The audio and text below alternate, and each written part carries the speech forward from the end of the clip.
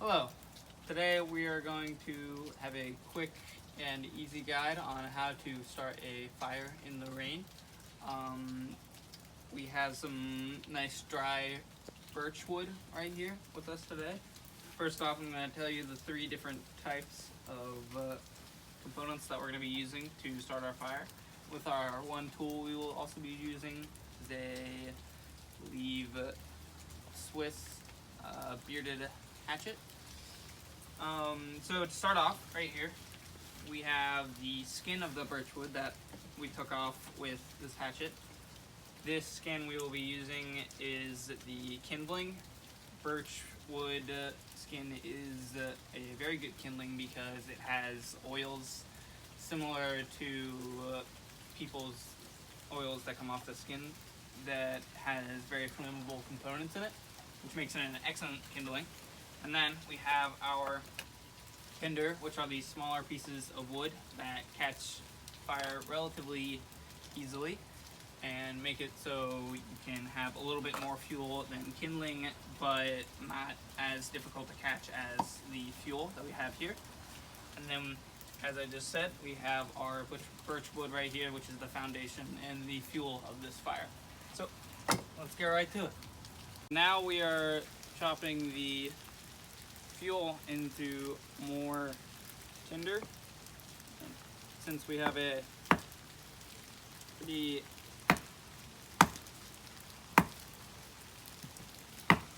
pretty hard wood, so it's a little difficult, but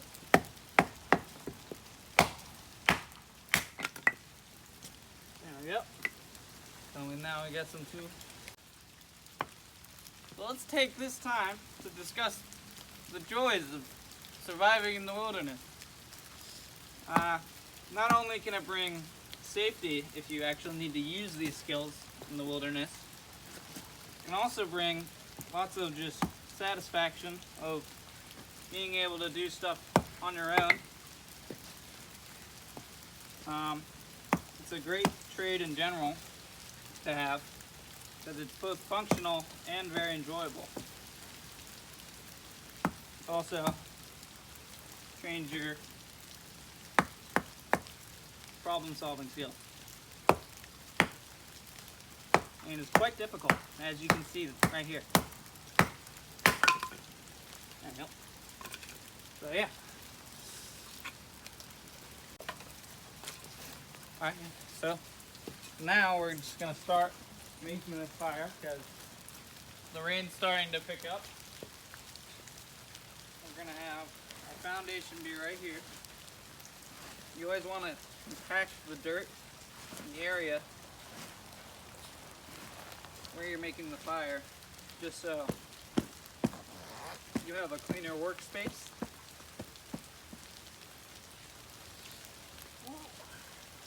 So if you want to come over here and look at this, we're going to be doing very simple design today. Normally better for smaller fires, like what we're doing right now.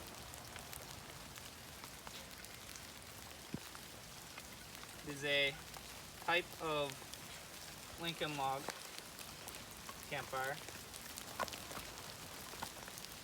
Right there. So we have that basic form and that structure right there. So we have airflow that comes in. We're going to put tinder in, or kindling in just a second. Make sure to put all your resources slightly away from the fire so they don't catch on fire when you don't want them to. Now we're going to start stacking this on the inside and putting the harder ones on the bottom and making a little floor, and then taking the smaller ones and putting them on top. The rain's picking up more now. Hopefully we can still get this done though. Next up, we will be lighting the fire. Now we are going to be lighting the fire.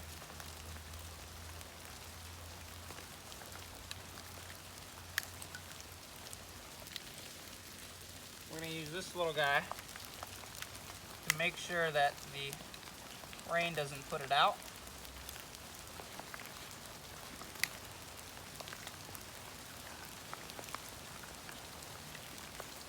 Put that there. We're going to add to it. When it comes to these fires, you want to start as small as you can. Slowly work your way up.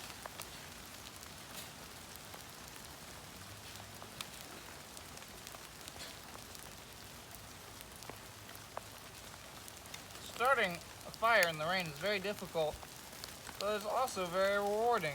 Learning how to do all this stuff is very fun because after you learn it, not only have you had the fun experience of learning how to do this, but now you know how to do it. We're going to just keep on adding these little pieces. Start our fire. You want to make sure not to smother the fire. But you also want to make sure that you're using the flame efficiently.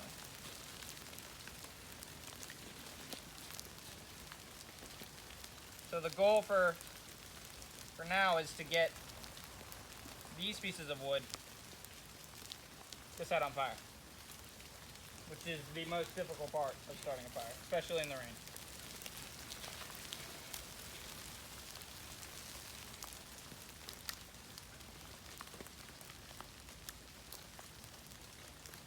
Now we're really starting to get that fire going. Even while battling the rain,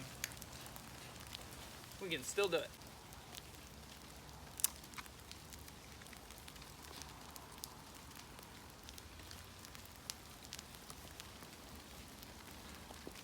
So, think of some components.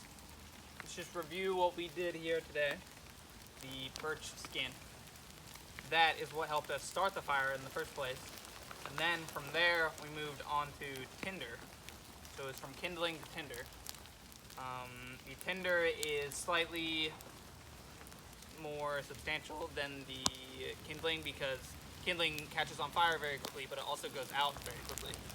So after we move on from there, then we have a big enough fire to catch on these bigger pieces of wood, which is known as our fuel.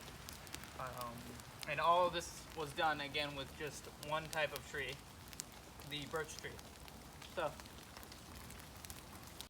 quite possibly the most important part about your fire is making sure it is properly taken care of after you're done using it. Currently it is at the end of its quick life, and so we're just going to move it around with a stick and get most of the flames out. You don't have to get all of them out. We have 2 things of water here. It doesn't have to be a cup or anything. It's just make sure that you have, a decent bit of water. You can get this from a river, whatever.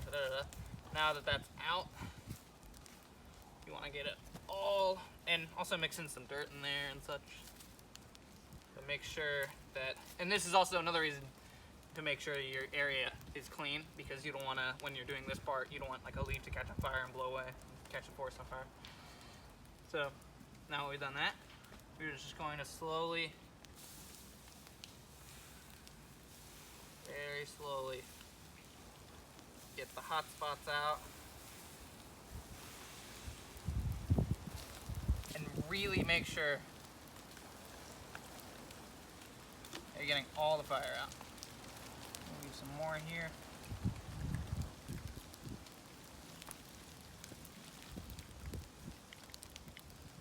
And then the soup part is now it's all soupy, so you want to mix it in there with the dirt.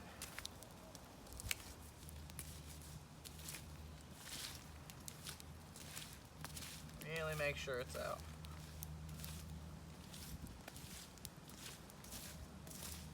So that'll be all.